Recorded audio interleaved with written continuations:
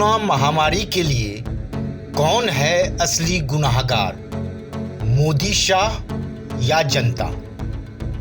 ये है सरकार द्वारा की गई लापरवाहियों की लिस्ट। अब आप जनता जनार्दन को बताना है यह माफ़ी के लायक है भी या नहीं। जी हाँ, लापरवाहियों की लिस्ट बताने से पहले आप सभी से एक सवाल पूछना चाहता हूँ कि कोरोना महामारी के भारत में बेकाबू होने के लिए असली जिम्मेदार कौन है? दो तरह के जवाब मिलेंगे। एक में मौजूदा सरकार को जिम्मेदार ठहराया जाएगा, वहीं दूसरे में आम जनता को इसके लिए जिम्मेदार ठहराया जाएगा, क्योंकि तर्क इसमें दिया जाएगा इन लोगों ने सरकार की बात नहीं मानी, लगातार लापरवाहियां ये लोग करते रहे, परिणाम सामने है। इसी दो तरह के जवाब का ट्रेंड अभी चल रहा है सोशल मीडिया पर। तथाकथित गोदी मीडिया व गोदी विरोधी खेमा दोनों की तरफ से मानो एक तरह से अभियान छिड़ा हुआ है। आरोप प्रत्यारोप लगाकर एक दूसरे को गलत साबित करने में जुटा है ये दोनों मीडिया ग्रुप। तर्क कुतर्क तक का सहारा लिया जा रहा है, लेकिन आपका अपना YouTube चैनल वनडे मैट्रम्स इस गुटबंदी का हिस्सा न कभी रहा है और न कभी रहेगा, यह भरोसा दिलाता हूँ। कौन जिम्मेदार है इसका फैसला आप चैनल व्यूअर्स को करना है, न कि चैनल को। चैनल की तरफ से कुछ फैक्ट्स रखे जाएंगे और उस आधार पर आपको खुद तय करना है कि भारत में बेकाबू हो चुके कोरोना के लिए सही मायने में आखिर कौन गुनाहगार है। सबसे पहले आपके समक्ष एक वीडियो पेश कर रहा हूं, जिसमें राष्ट्रीय स्वयंसेवक संघ के प्रमुख मोहन भागवत ने भारत में बेकाबू हो चुके कोरोना के लिए किसे जिम्मेदार माना जाए उसका जवाब दिया है। देखें व सुने इस वीडियो। पहली लहर आने के बाद हम सब लोग जरा गफलत में आ गए। क्या जनता, क्या शासन, क्या प्रशासन मालूम था? डॉक्टर लोग इशारा दे रहे थे, फिर भी थोड़ी गफलत में आ गए, इसलिए संकट खड़ा हुआ। अब आगे तीसरे लहर की चर्चा कर रहे हैं, तो डरना है क्या? उस चर्चा के कर डरना नहीं है।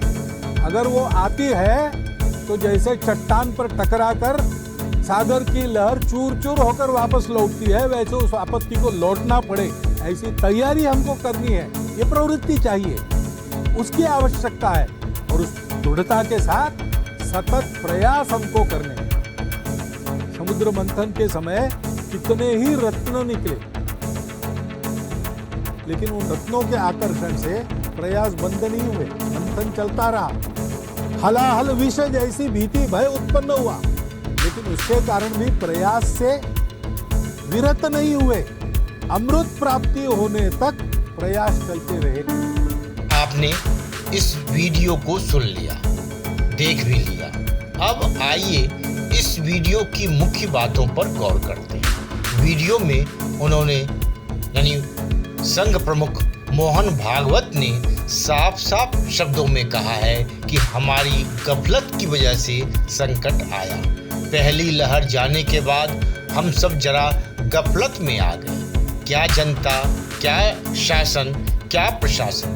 डॉक्टर लोग इशारा दे रहे थे, फिर भी थोड़ी गफलत में आ गए, इसलिए ये संकट खड़ा हुआ। यानी संघ प्रमुख ने शासन, प्रशासन व जनता तीनों को दोषी ठहरा। शासन यानी केंद्र में सत्तारूढ़ भाजपा को कटघरे में खड़ा करने का मतलब है कि राष्ट्रीय स्वयंसेवक संघ को भी ऐसा लगता है कि उनके सिद्धांतों पर चलने वाली भाजपा से बड़ी चूक हो गई। उन्होंने गफलत शब्द यूज किया है, जिसका यहाँ अगर मतलब निकाला जाए तो साफ है कि संघ प्रमुख भी महसूस करते हैं कि सरकार की तरफ से ढिलाई हुई है, भले ही क्यों ना इसकी वजह सरकार की ओवर कॉन्फिडेंस शब्द का भी यहाँ मतलब गूढ़ है, और इसकी जब विवेचना करेंगे तो बहुत कुछ साफ हो जाएगा। कहा जा रहा है कि पहली लहर समाप्त होने के बाद अब सब ठीक हो गया का रवैया देश पर भारी पड़ गया। देश में यानी भारत में इस वर्ष के आरंभ फरवरी में जश्न का माहौल था, क्योंकि केंद्र सरकार की अगुवाई वाली पार्टी भाजपा की तरफ से घोषणा कर दी गई थी कि भारत ने कोरोना के खिलाफ जंग जीत ली। सरकार के अफसर अमेरिका और ब्रिटेन पर तंज कस रहे थे कि वे कोरोना से निपटने में नाकाम रहे, जबकि भारत इस घातक वायरस को देश से निकालने में कामयाब रहा। ये क्रेडिट लगातार भारत ले रहा था। सत्तारूढ़ भाजपा ने भारत की उपलब्धियों में एक और सितारा जोड़ने के लिए केंद्रीय गृह मंत्री अमित शाह का धन्यवाद करने के लिए प्रस्ताव तक पारित कर दिया था। इस जश्न के कारण लोग लापरवाह हो गए और टीका लगवाने के लिए खुद आगे नहीं आए। प्रधानमंत्री नरेंद्र मोदी ने 15 जनवरी को स्वास्थ्य कर्मियों व फ्रंटलाइन वर्कर्स के लिए टीकाकरण की शुरुआत की, परंतु टीका लगवाने के लिए उत्साह उम्मीद से बहुत कम दिखा। टीके बेकार जा रहे थे। वहीं सरकार ने 2 टीका निर्माताओं को 1 पैसा भी दिए बिना उनके टीकों की कीमत तय कर दी। यह भी प्रमुख कारणों में से एक रहा कोरोना के बेलगाम होने का। विश्व का सबसे बड़ा टीका निर्यातक भारत खुद टीके के लिए मोहताज हो गया। विदेशी टीकों का इंतजार किया जाने लगा, जबकि सच्चाई यह है कि देश में 16 कंपनियां ऐसी हैं जो हर महीने 25 करोड़ डोज बना सकती हैं, लेकिन इन्हें इस काम में नहीं लगाया गया। अब जब हालात हाथ से निकल गए तब इस तरफ ध्यान दिया जा रहा है। अभी 2 कंपनियां भारत बायोटेक और सीरम इंस्टीट्यूट मिलकर 7.5 करोड़ डोज हर महीने बना रही है, जिससे कोरोना संक्रमण के बीच वैक्सीन की कमी बड़ी समस्या बन गई है।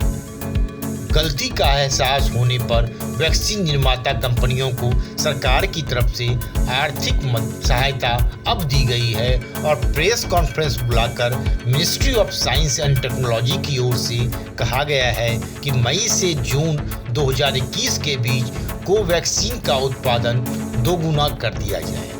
वहीं जुलाई से अगस्त के बीच में इसे 6 से 7 गुना कर दिया जाए।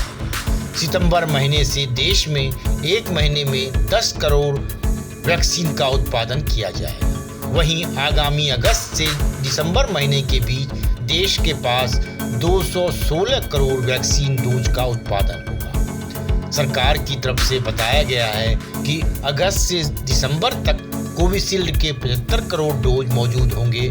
इसके अलावा कोवैक्सीन के 55 करोड़ डोज, बायो ई सब यूनिट से 30 करोड़ वैक्सीन डोज, जाइडस कैडिला की वैक्सीन के 5 करोड़ डोज, SII की नोवावैक्स के 20 करोड़ डोज, भारत बायोटेक की नेजल वैक्सीन के 10 crore dose, Gennova mRNA vaccine के 6 करोड़ डोज, स्पुतनिक के 15.6 करोड़ डोज भी मौजूद होंगे। अब इस सवाल का जवाब तो आप सभी को मिल गया होगा कि अलग अलग बीमारियों में पूरी दुनिया की जरूरत की 70% वैक्सीन देने वाला भारत आखिर अपने लिए ही पर्याप्त टीके क्यों नहीं बना पा रहा है। सरकार के ओवर कॉन्फिडेंस का अंदाजा इससे ही लगाया जा सकता है कि उसके जश्न के माहौल के बीच DRDO ने अपना 1000 बिस्तरों वाला अस्पताल भी समेट लिया और एम्स में रोजमर्रा का कामकाज चल निकला, मानो कोरोना ने देश के दरवाजे पर दस्तक दी ही नहीं थी। लोगों के सिर पर दोष मढ़ा जा सकता है कि उन्होंने कोरोना के उपयुक्त व्यवहार को तिलांजलि दे दी, परंतु केंद्र व राज्य सरकारों ने भी यही रवैया अपनाया। राजनीतिक वर्ग तो इतने अधिक विश्वास से ओतप्रोत हो गया कि लोकसभा और राज्यसभा के सदस्यों जो अलग अलग कक्षों में बैठते थे को एक सुबह बताया गया कि अब सब ठीक हो गया है और जैसे पहले चलता था वैसे ही फिर चलेगा। प्रश्न यह है कि ऐसा माहौल बना क्यों, जानकारों का कहना है कि कई वायरस विशेषज्ञों व रोग विशेषज्ञों ने सरकार को चेताया था कि ब्रिटेन के वायरस का स्वरूप भारत में घुसपैठ कर सकता है। इसलिए बचाव व सुरक्षा के इंतजाम किसी भी सूरत में कम नहीं होने दिया जाए, परंतु उनकी सलाह नहीं मानी गई। कोरोना से लड़ने के लिए प्रधानमंत्री की ओर से बनाए गए 9 कार्यबलों में से एक ने भी इस आने वाले खतरे को लेकर कोई रिपोर्ट तैयार नहीं की। सरकार के पास कोई आंकड़ा नहीं। जानकार मानते हैं कि भाजपा ने 5 राज्यों के विधानसभा चुनाव और विशेष रूप से पश्चिम बंगाल को जीतने पर अधिक ध्यान दिया। टॉप 5 विदेशी मीडिया हाउस तक ने भी मोदी सरकार की नाकामी पर सवाल उठाए और कहा है कि ओवर कॉन्फिडेंस और गलत फैसलों से हालात बिगड़े हैं। सबसे तीखा रिएक्शन ऑस्ट्रेलिया के अखबार ऑस्ट्रेलियन फाइनेंशियल रिव्यू में देखने को मिला है।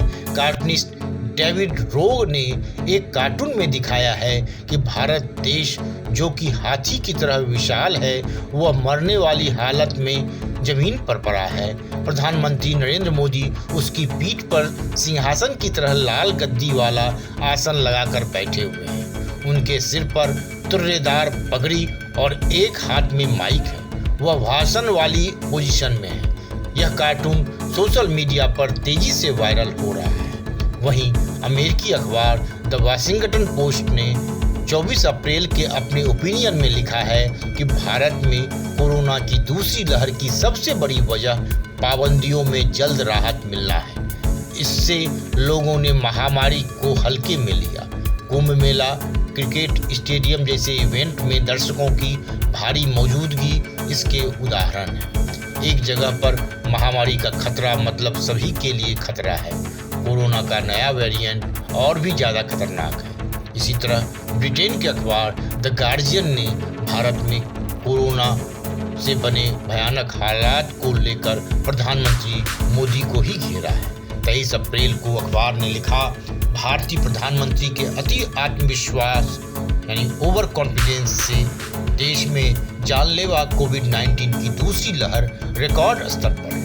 लोग अब सबसे बुरे हाल में जी रहे हैं। अस्पतालों में ऑक्सीजन और बेड दोनों नहीं है। 6 हफ्ते पहले उन्होंने भारत को वर्ल्ड फार्मेसी घोषित किया, जबकि भारत में 1% आबादी का भी वैक्सीनेशन नहीं हुआ है। वहीं अमेरिकी अखबार द न्यूयॉर्क टाइम्स ने भारत के संदर्भ में 25 अप्रैल को लिखा है कि साल भर पहले दुनिया का सबसे सख्त लॉकडाउन लगाकर कोरोना पर काफ़ी हद तक काबू पाया, लेकिन फिर एक्सपर्ट्स की चेतावनी की अनदेखी की गई। आज कोरोना के मामले बेकाबू हो गए हैं। अस्पतालों में बेड नहीं है। प्रमुख राज्यों में लॉकडाउन लग गया है। सरकार के गलत फैसलों और आने वाले मुसीबत की अनदेखी करने से भारत दुनिया में सबसे बुरी स्थिति में आ गया, जो कोरोना को मात देने में एक सफल उदाहरण बन सकता था। इसी तरह प्रतिष्ठित टाइम मैगजीन में 23 अप्रैल को राना अयूब के लेख में भी प्रधानमंत्री नरेंद्र मोदी को कोरोना की लड़ाई में नाकाम बताया गया है। लेख में सवाल किया गया है कि कैसे इस साल कोरोना के बढ़ते मामलों को देखते हुए तैयारी नहीं की गई। प्रधानमंत्री पर निशाना साधते हुए कहा गया है कि जिम्मेदारी उसके पास है जिसने सभी सावधानियों को नजरअंदाज किया। जिम्मेदारी उस मंत्रिमंडल के पास है जिसने प्रधानमंत्री मोदी की तारीफ में कहा कि देश में कोरोना के खिलाफ उन्होंने सफल लड़ाई लड़ी। यहाँ तक कि टेस्टिंग व वैक्सीनेशन धीमी हो गई। लोगों में भयानक वायरस के लिए ज़्यादा भय न रहा। वहीं विश्व स्वास्थ्य संगठन ने भी कहा है कि हाल ही में किए गए आकलन के अनुसार भारत में बढ़ते मामलों के कई कारण हो सकते हैं। WHO ने बताया है कि भारत में वायरस के फैलने के कई कारण हैं, जिनमें कई धार्मिक और राजनीतिक समारोह शामिल हैं, जिनकी वजह से सोशल मिक्सिंग में इजाफा हुआ है। WHO की वीकली एपिडेमियोलॉजिकल अपडेट में भी बताया गया है कि हाल ही में भारत में WHO की तरफ से किए गए जोखिम आकलन में पाया गया है कि भारत में कोविड-19 के प्रसार के बढ़ने के पीछे कई कारण हैं, जिनमें कई धार्मिक और राजनीतिक समारोह हुए, जिनमें सोशल मिक्सिंग बढ़ी है। बता दें कि इस दौरान ही देश के 5 राज्यों में चुनाव हुए, कुंभ का आयोजन हुआ, IPL मैचों का भी आयोजन हुआ है। अब इन सब बातों को देखते हुए आपको तय करना है कि कोरोना वायरस के बेलगाम होने के लिए असल में कौन जिम्मेदार है, असली गुनाहगार कौन है, यह आपको तय करना है। चैनल ने तो आपके समक्ष इससे जुड़े कुछ फैक्ट्स रख दिए। धन्यवाद।